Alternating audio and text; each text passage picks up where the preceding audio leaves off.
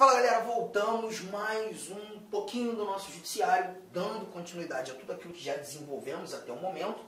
Bom, agora o nosso bate-papo vai ser justamente sobre as garantias e as vedações da magistratura. Por quê? Vemos no bloco anterior que aqueles magistrados que chegam por indicação e passam a ocupar os tribunais de segunda instância, eles terão as mesmas garantias e as mesmas vedações que os demais magistrados. Nós vimos isso. Todavia, é importante nós lembrarmos que quando da análise da vitaliciedade, nós teremos uma diferença, nós teremos um detalhe diferenciado. E aí esse detalhe diferenciado a gente traz para cá, ó. Vamos lá no artigo 95 para começar a conversar sobre essas garantias e essas vedações. E aí a gente volta lá para o artigo 93, mata aqueles outros incisos e finaliza essa parte. Bom, aqui nós temos as seguintes informações. Os juízes gozam das seguintes garantias. A primeira delas, a vitaliciedade, que no primeiro grau só será adquirida após 2 anos de exercício, não podendo a perda do cargo nesse período de deliberação do tribunal, dependendo a perda do cargo, né, nesse período de deliberação do tribunal a que o juiz estiver vinculado, e nos demais casos, sentença judicial transitada em julgado. Então, primeiro ponto. Aqui a gente já começa mostrando que essa vitaliciedade, no primeiro grau, ela só será adquirida após 2 anos de exercício. E esses 2 anos de exercício, nós levamos em consideração o chamado período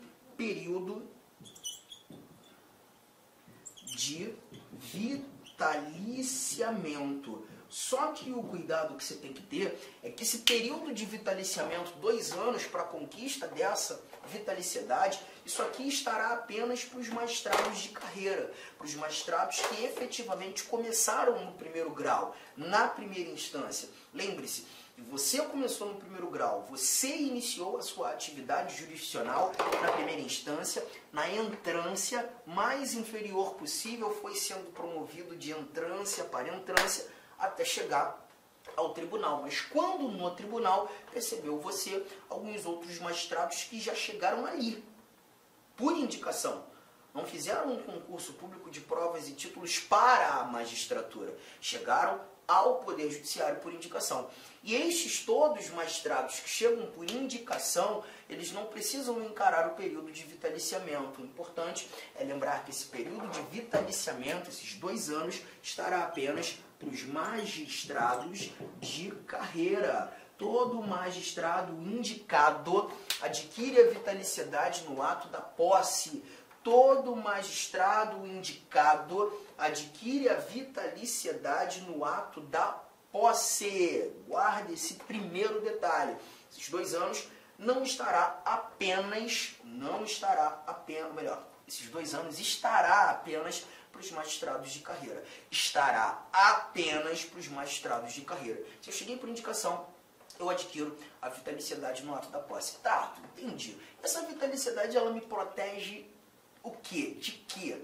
Bom, a vitaliciedade, gente, quando o magistrado se torna vitalício, a gente percebe que a única forma dele perder o seu cargo é depois de ter encarado um processo jurisdicional, óbvio, no próprio judiciário, e uma decisão judicial transitada em julgado. Poderíamos, inclusive, concluir que esse indivíduo cometeu um crime. Ele cometeu um crime e foi condenado, e essa condenação pode fazer com que ele perca o cargo. Vai fazer com que ele perca o cargo, né?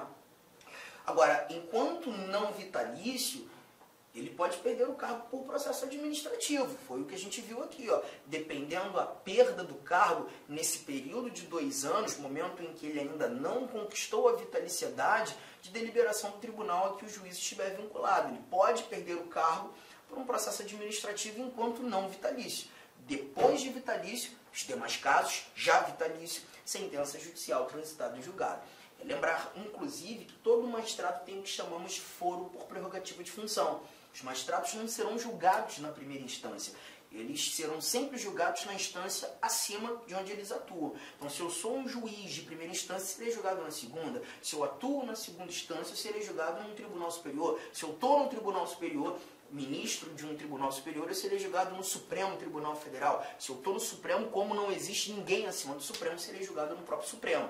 Mas decisões judiciais fazem com que esse magistrado vitalício perca seu cargo. O ponto importante aqui é lembrar que a vitaliciedade, esse período de vitaliciamento de 2 anos, vai ser exigível apenas para os magistrados de carreira, aqueles que fizeram concurso público de provas e títulos. A segunda garantia está aqui, ela nos exige uma remissão, vou ter que voltar, só para te fazer entender. Aqui nós temos a inamovibilidade, salvo por motivo de interesse público, na forma do artigo 93, inciso 8º. Bom, rapidamente, a inamovibilidade nós já havíamos comentado muito rapidamente sobre.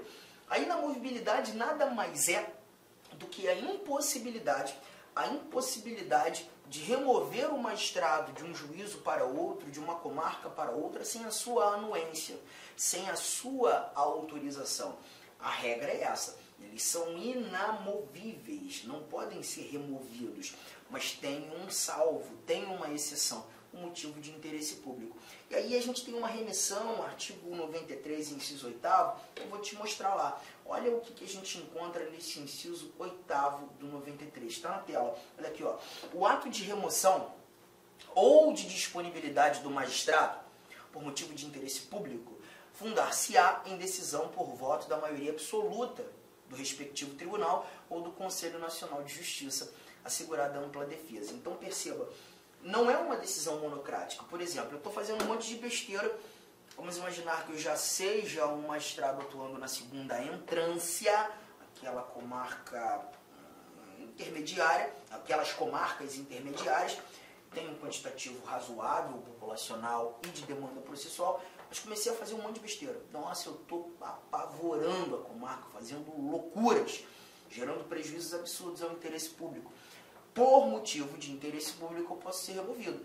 Mas não vai adiantar o desembargador, presidente do tribunal, determinar minha remoção. Não, ele não tem competência para. Ele não consegue fazer isso numa decisão monocrática. Inevitavelmente, para que a minha inamovibilidade, ser removido de um juízo para outro, de uma comarca para outra, aconteça, esse motivo de interesse público tem que ser solidificado numa deliberação da maioria absoluta do tribunal. Então a gente vai ter que olhar para aquele tribunal pleno, lembra, gente, aquele tribunal pleno, aquele quantitativo gigante, 180, 190, 170, 200, enfim, todos eles, e a maioria absoluta a ser atingida para relativizar a minha inamovibilidade. Somente assim eu posso ser removido. Arthur, mas essa atribuição pode ser exercida pelo órgão especial? Pode. Se porventura existir um órgão especial naquele tribunal pleno, pois aquele tribunal conta com mais de 25 julgadores, e no regimento interno essa atribuição, que é administrativa, está lá como do órgão especial, ele pode deliberar. Não apenas o tribunal pleno, o órgão especial, mas o próprio Conselho Nacional de Justiça. Nós ainda não falamos muito sobre o CNJ, mas eu já fiz algumas breves considerações sobre o CNJ e já te disse que esse órgão é um órgão de controle administrativo, de controle financeiro e controle disciplinar do judiciário. Então, por fazer o controle disciplinar e em percebendo lá da capital federal que eu aqui no Rio de Janeiro estou fazendo merda atrás de merda, pode deliberar no intuito de me remover. O CNJ também tem essa capacidade de relativizar a garantia da inamovibilidade. O ato de remoção ou de disponibilidade do magistrado por interesse público fundar-se-á em decisão por voto da maioria absoluta. Queria que você grifasse, né, esse voto da maioria absoluta aqui. Tá? E por quê? Porque eu vou te contar um outro inciso aqui, já aproveitando, né, o momento, e te mostrar o que a gente encontra aqui no inciso 10. Olha o que nós encontramos no inciso 10. O inciso 10 nos mostra que as decisões administrativas dos tribunais, e aquela que relativiza a inamovibilidade é uma decisão administrativa, essas decisões administrativas dos tribunais serão motivadas, então o motivo tem que estar lá, tá? O objeto, os porquês dessa remoção, e em sessão pública. Não são sessões secretas, sessão pública, sendo as disciplinares tomadas pelo voto da maioria absoluta de seus membros. Aqui você tem que tomar um cuidado com a interpretação. Olha aqui, ó. Todas as decisões administrativas dos tribunais serão motivadas como regra geral, em sessão pública. As disciplinares são tomadas pela maioria absoluta. Então, perceba, quando tratando dos processos administrativos em geral, os processos administrativos em geral, eles serão determinados, né, decididos pela maioria simples, ou também chamada de maioria relativa, a mais fácil que tem. Mas quando a gente trata de um processo administrativo disciplinar,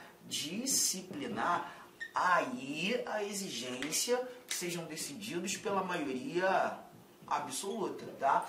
Todos eles, sejam os processos administrativos em geral, sejam os processos administrativos disciplinares, motivados em sessão pública, mas as decisões disciplinares, maioria absoluta. Então a gente percebe, inclusive, que quando da relativização da inamovibilidade de um magistrado, como regra geral, isso acontece em campo disciplinar. É aquele magistrado que está fazendo um monte de besteira. Então encarou o PAD fez com que ele fosse removido lá para o interiorzão do Estado, né? Lá para o finalzão de tudo, justamente por entendermos que nessas regiões nós temos um quantitativo menor, a complexidade das ações é menor, não que o povo ou a população que resida ali mereça o pior, óbvio que não, mas entendo um quantitativo populacional menor, uma demanda processual menor, uma complexidade menor nas ações, já que não conseguimos retirá-lo, pois vitalício, pelo menos um prejuízo menor à atividade jurisdicional. Tá? E aí também aproveito e te trago aqui no nosso inciso 8º-A, que foi uma inserção interessante oriunda da Emenda Constitucional 45. Ele também fala sobre algumas coisas apresentadas sobre remoção ou até mesmo troca, né? Olha aqui, ó, a remoção a pedido, quando eu desejo, vamos trocar? Ou a permuta, né? Ah, não quero mais ficar aqui não, quero para lá. Ou a permuta, troca comigo, troca. Beleza, isso pode acontecer? Pode, a remoção a pedido, eu peço, ou a permuta de magistrados de comarca de igual entrância, tá? Então, ó, aquela comarca é de segunda entrância, está num canto do Estado, lá no outro canto do Estado temos uma outra comarca de igual entrância, estamos buscando fazer essa permuta, atenderá no que couber ao disposto nas alíneas A, B, C e E do inciso 2º, ou seja, as questões de merecimento. Só pode rolar permuta quem tem merecimento, só pode rolar permuta quem está apto para promoção, né? Ainda que eu deseje, mas a gente só vai trocar. Não, mas tem que atender às regras do merecimento. Se eu não tenho merecimento, se eu não sou apresentado em lista de merecimento, a letra E é interessante, se eu estou retendo autos em meu poder, ultrapassando os limites legais e gerando prejuízos, eu não vou conseguir. Não vou conseguir. E essa é a inamovibilidade agregada a esses incisos lidos por nós. Voltamos lá ao artigo de número 95. Vitaliciedade já matamos, inamovibilidade matamos, chegamos aqui, a irredutibilidade de subsídios. Irredutibilidade de subsídio, ressalvado disposto nos artigos 37, 10 e 11, 39, parágrafo 4º, 152, 153, 3, 153, parágrafo 2º, inciso 1º. O que todos esses dispositivos versam? Primeiro, versam sobre questões atinentes à previdência, questões atinentes à tributação e questões atinentes a subsídio, né? Então, coisas que você estuda no âmbito do direito administrativo, né, que eles serão, sim, atingidos por retiradas previdenciárias, né, o subsídio vai ser atingido por tributação, imposto de renda, por exemplo. Então, tudo isso deve ser levado em consideração. Isso não ofende a irredutibilidade de subsídios. E um outro ponto importante, quando você fala dessa irredutibilidade de subsídio, você está levando em consideração, gente, o valor nominal do subsídio, tá? O valor nominal do subsídio. Eu estava lendo uma reportagem há pouco tempo que dizia ter a nossa moeda, o real, estar encarando o pior momento de sua existência, né? De uma depreciação absurda de capacidade de compra, como é que eu vou dizer? Desvalorização frente ao mercado, né? Frente ao dólar. Tudo isso certamente atinge o valor real do subsídio, porque aquilo que um magistrado comprava com aquele subsídio naquele patamar, há 3, 4, 10 anos atrás, hoje ele já não tem mais o mesmo poder de compra. Então o pensamento poderia ser, então uma depreciação de moeda, uma desvalorização da moeda frente ao mercado, essa perda do poder de compra, isso é uma ofensa à irredutibilidade, porque não deixou de reduzir o valor real. Não, isso não ofende. Tá? Isso não ofende. Aqui a ofensa seria apenas ao valor nominal, aquilo que é registrado em lei. Então aquilo que foi determinado em lei não pode ser reduzido. Não há possibilidade de reduzir aquele subsídio determinado em lei. A garantia da irredutibilidade de subsídios protege apenas o valor nominal. E além das garantias, o parágrafo único desse mesmo artigo 95, ele vai trazer também as vedações. Aqui você vai encontrar 5 vedações, né? Ó, aos juízes é vedado. O que nós temos como vedação aqui? Terceiro inciso, deixa eu começar pelo terceiro inciso, que é o mais fácil que tem. Dedicar-se à atividade político-partidária. Magistrados não podem exercer atividade político-partidária. Poderíamos entender que magistrados não podem ter filiação partidária, mas a partir do momento que eu leio dedicar-se à atividade político-partidária, isso não é apenas a vedação à filiação, mas a vedação a qualquer tipo de atividade relacionada ao ambiente político-partidário. Não pode. Aquele magistrado que está lá num comício de um determinado partido, ainda que não seja filiado, gente, não pode. Magistrados não podem dedicar-se à atividade político-partidária. Em hipótese alguma, não pode, tá? É uma vedação. Avanço, te mostro aqui um outro inciso, o inciso 5º, a gente vai matando ponto a ponto. O inciso 5º diz também que o magistrado não pode exercer a advocacia no juízo ou tribunal do qual se afastou, antes de decorridos 3 anos do afastamento do cargo por aposentadoria ou exoneração. A gente costuma chamar esse inciso 5º de quarentena, a doutrina, né? Denomina como quarentena de saída. A quarentena de saída. E o que significa quarentena de saída? Lembra que quando você buscou prestar o concurso para a magistratura, além de ser bacharel em Direito, você precisou apresentar 3 anos de atividade jurídica. Você pode apresentar a atividade jurídica com o exercício da advocacia. E vamos imaginar que depois de um belo tempo de estrada, você deseja retornar ao exercício da advocacia. Não quer mais exercer a magistratura, exercer a jurisdição, quer voltar a ser advogado. Você vai ter que respeitar a quarentena de saída. Aqui nós vimos 3 anos, mas 3 anos no juízo ou tribunal do qual se afastou. Isso aqui é importante, porque perceba, vamos imaginar que você já era um ministro do Supremo Tribunal Federal. Preciso levar em consideração que o STF exerce jurisdição em todo o território nacional.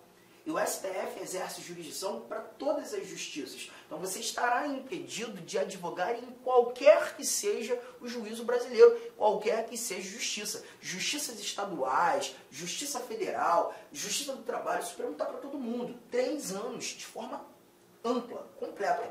Agora, se por acaso você, por exemplo, fosse um desembargador do TRT São Paulo, né? TRT São Paulo, aí a gente levaria em consideração essa sua quarentena de saída apenas na Justiça Trabalhista em São Paulo.